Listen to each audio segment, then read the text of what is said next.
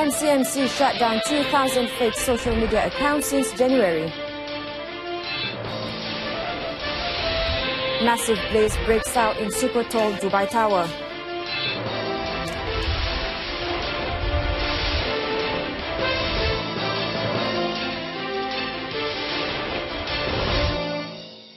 Good afternoon, you're watching News on 2. I'm Zaliha Karin Ismail.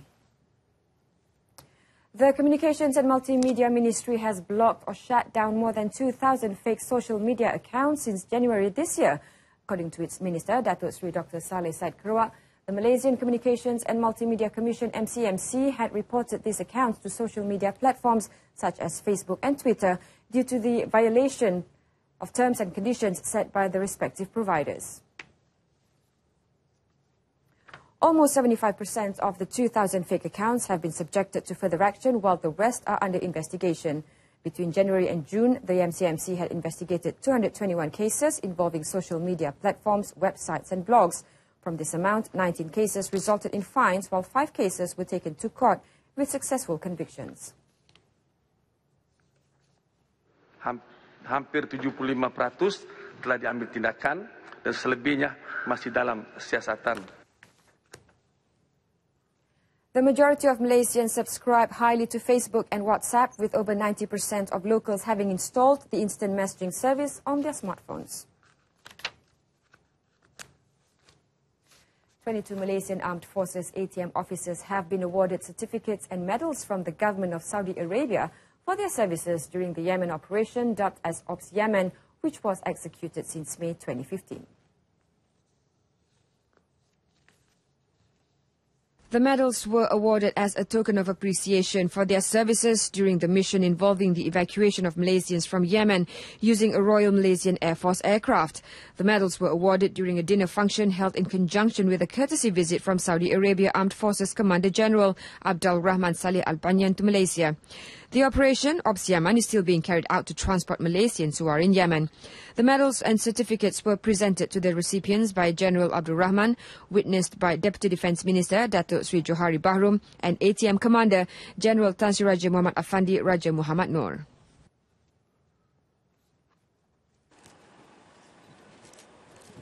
Earlier, General Abdul Rahman made an official visit to the Ministry of Defence in Jalan Padang Tembak in the nation's capital today. His arrival at the ministry was greeted by Malaysian Armed Forces ATM Chief General Tan Sri Raja Muhammad Afandi Raja Muhammad Noor. General Abdul Rahman inspected a guard of honour from the Royal Malay Regiment and was later introduced to senior ATM officers. Also present were Army Chief General Datuk Zulkifli Qasim, Navy Chief Admiral Tan Sri Ahmad Kamaruzzaman Ahmad Fadaruddin, and Air Force Chief General Datuk Sri Afendi Buang. Earlier, the General paid a courtesy call on Prime Minister Datuk Sri Najib Tun Razak at the Prime Minister's office in Putrajaya and Defence Minister Datuk Sri Hishamuddin Tun Hussein. He is on a 5-day visit to Malaysia. Datuk Sri was among 3 individuals detained by the police for alleged involvement in a fraudulent foreign exchange or Forex scheme involving 39.6 million ringgit in losses. The Datuk Sri, who was also the founder of the investment scheme, was arrested with 2 others in Maran, Pahang and Kota Baru in Kelantan on Tuesday. Inspector General of Police Tan Sri Khalid Abu Bakar, in confirming the arrests on his Twitter page, said the modus operandi used by the suspects was to ask victims who are interested in investing to make payments to the company MGC Capital Sdn Berhad's bank account. The victims were then asked to register online at the website www.mgcforex.com. Police had received 114 reports on the investment scheme and opened 20 investigation papers. Based on investigations, the company, which has been operating since June 2014, claimed to have invested in foreign currency exchange and promised profit of up to 10% and weekly payments for 4 years. It was revealed that the company initially paid the promised profit, but in August 2015, it stopped making payment. 49 women believed to be human trafficking victims have been rescued from an entertainment outlet by the Seremban police in a raid at Taman Co-op. The victims rescued are aged between 18 and 46 years old. Seremban District Police Chief Assistant Commissioner Teo Hock Po said the outlet had failed to produce a valid entertainment license during the raid. Briefing reporters, he said police believe the victims who have valid social visit permits have been forced to work as guest relations officers or GROs at the outlet. 6 of the detained women also tested positive for drugs. Teo said the raid also saw the arrest of a 27-year-old local man believed to be the caretaker of the outlet. The man is being remanded for 5 days starting yesterday to facilitate investigation under Section 12 of the Anti-Trafficking in Persons and Smuggling of Migrants Atipsom Act 2007. Police also seized a walkie-talkie and cash totaling 970 ringgit at the location. Almost 600 foreign workers from Bangladesh and Indonesia have begun arriving in stages in order to address the shortage of about 8,000 workers at Felda Global Ventures Holdings Berhad FGV. The company is confident it will be able to overcome its shortage in workers in its plantation sector within a few months. FGV officer in charge, Dato' Khairil Anwar Aziz, said the step was vital to optimize its 450,000 hectares of land nationwide, including Sabah and Sarawak, as it contributes 70% towards the company's income. He added that FGV will ensure every entry process of its foreign workers is in compliance with both countries' laws and policies despite its urgent need in workers. The effort to strengthen the plantation workforce would positively impact the company and maximize returns to its shareholders, including Felda settlers. A new 7.28 hectare landfill site worth 16.5 million ringgit and located beside the Sungai Udang sanitary landfill site is expected to be completed soon. Melaka Chief Minister Dato' Sri Idris Harun said the federal government had allocated 16.5 million ringgit to build the new landfill. Dato' Sri Idris noted that the Sungai Udang sanitary landfill, which received more than 1,000 tons of waste per day, was expected to last another 2 years. However, it could not sustain the waste due to failure in its material recovery facility to separate the waste at an earlier stage. Mengharapkan supaya tapak perusahaan baru ini disertai dengan incinerator. Ya, satu incinerator yang boleh melupuskan sampah itu secara combustion, secara pembakaran yang lebih canggih. Dan incinerator itu nanti boleh menghasilkan tenaga untuk kegunaan masyarakat dan rakyat. The Chief Minister was speaking after chairing the State Executive Council meeting yesterday. The Sungai Udang landfill site began operations in April 2015 following the closure of the 25.5 hectare landfill in Krubong at the end of 2014. And still ahead, PAC finds no wastage misappropriation in Vista Heights.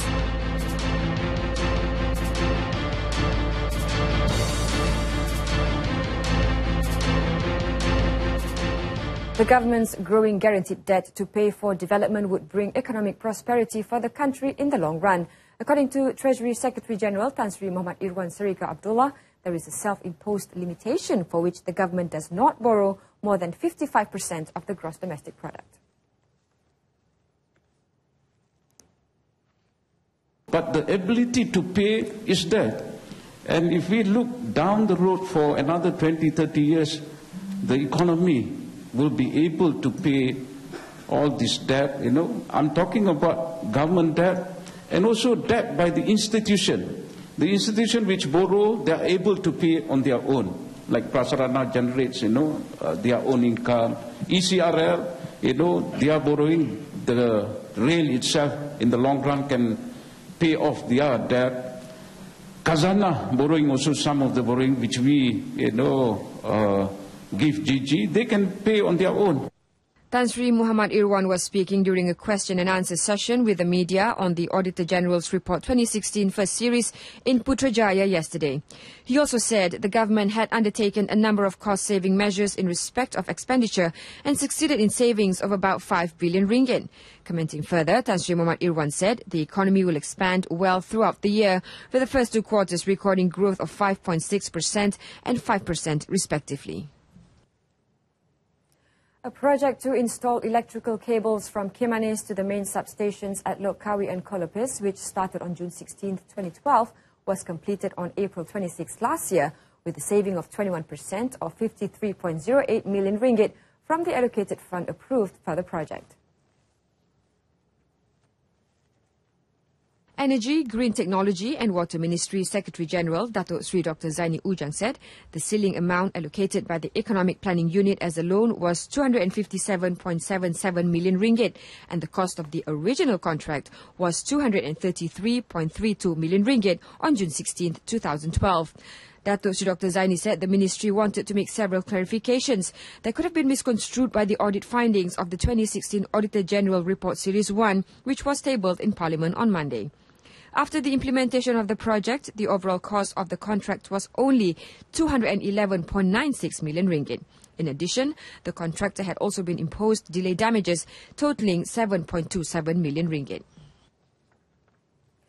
The Public Accounts Committee, PAC, has concluded that there was no wastage and misappropriation in the management of companies under the Rubber Industry Smallholders Development Authority, or RISDA.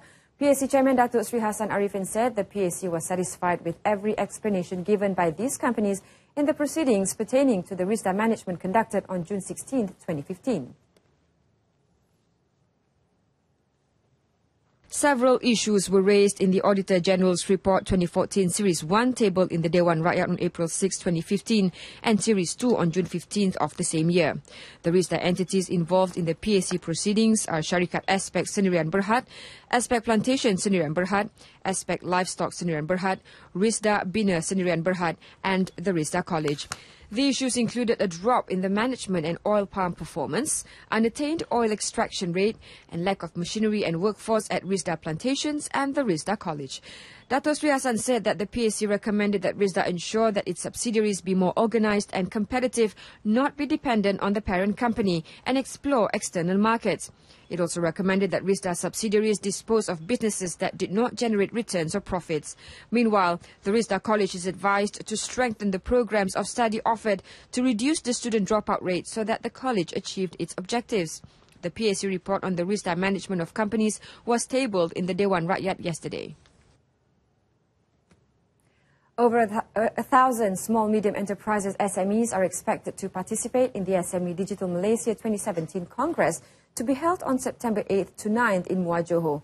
Themed Collectivism, New Economy, the Congress is designed to offer inspiration to SMEs and channeling the latest information through digital economic sharing. SME Corporation Malaysia Deputy Chief Executive Officer Rizal Naini said the Congress in its 9th edition will be held outside of the Klang Valley.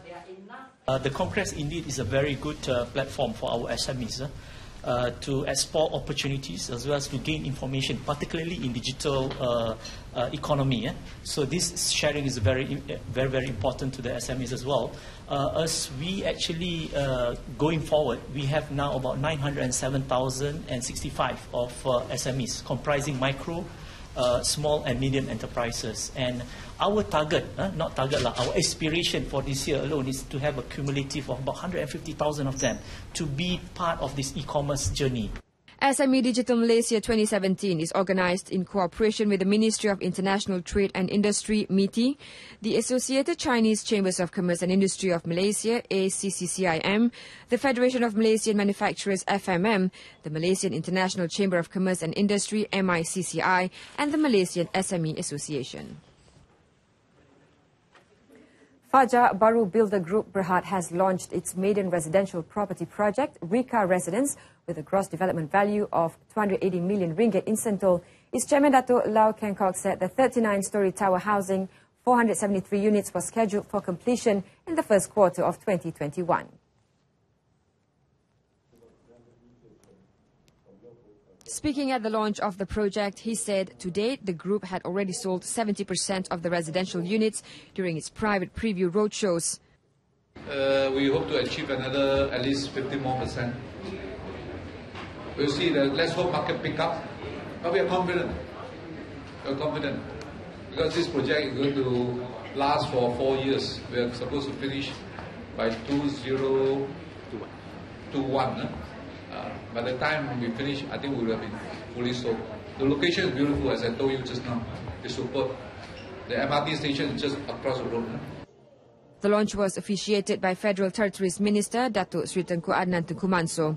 Targeting young families and investors, prices of Rika residence units start from RM600 per square feet with built-up spaces ranging from 657 square feet to 1,238 square feet. The layout types include studios, two-bedroom units and dual-key homes.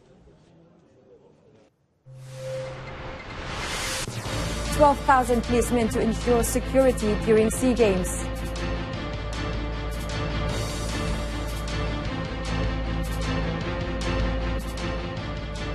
The Malaysian SEA Games contingent is to undergo a week of dry run sessions ahead of the 29th SEA Games from August 19th to 30th to familiarise themselves with the facilities.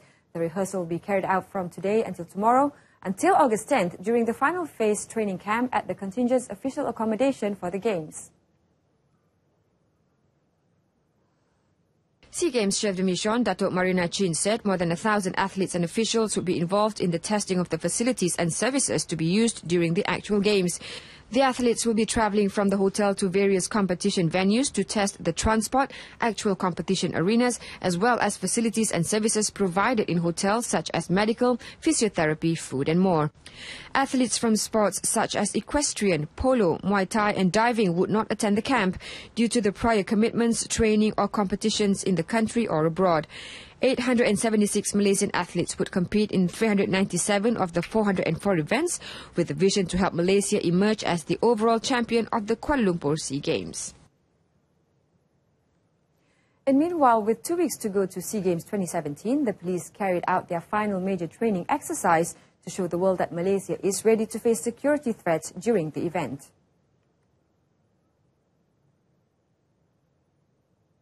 The exercise, named Ex-Rimau, was carried out at the Police Academy in Cheras and was witnessed by Prime Minister Datuk Sri Najib Tun Razak, his Deputy Datuk Sri Dr. Ahmad Zaid Hamidi, who is also Home Minister, Inspector General of Police Tan Sri Khalid Abu Bakar and Youth and Sports Minister Khairi Jamaluddin. About 500 police officers from 23 departments took part in the drill to show off their ability to deal with various emergencies. Members of the Malaysian Armed Forces and the Fire and Rescue Department also took part. Among the drills carried out was a hostage negotiation scenario.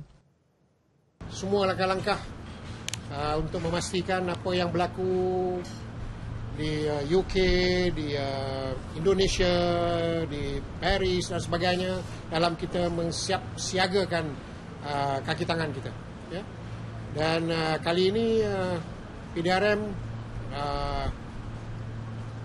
menggunakan konsep NBOS ya, bersama-sama dengan agensi-agensi lain termasuk Angkatan Tentera Malaysia dan semua agensi-agensi Jabatan Bomba dan Penyelamat, semuanya lah ya dalam kita menjayakan keselamatan untuk sukan SEA.